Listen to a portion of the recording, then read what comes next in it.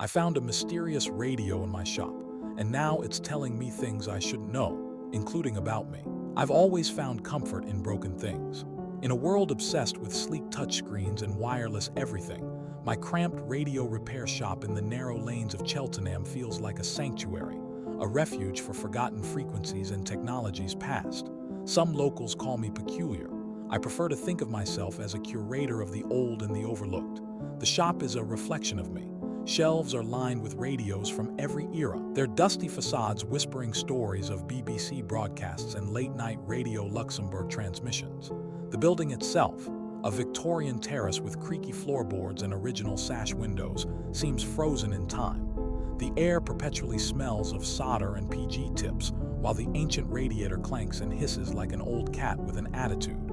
I wouldn't trade it for the world.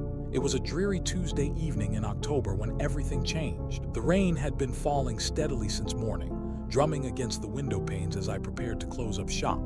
I just finished repairing Mrs. Henderson's 1960s Bush radio when my eye caught something strange behind a stack of repair manuals, a radio I didn't recognize.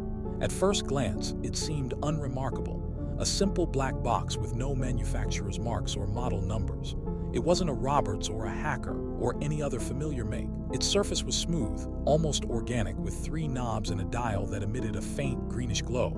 I frowned, trying to remember where it had come from. Had someone dropped it off? That would be odd. I keep meticulous records in my leather-bound ledger.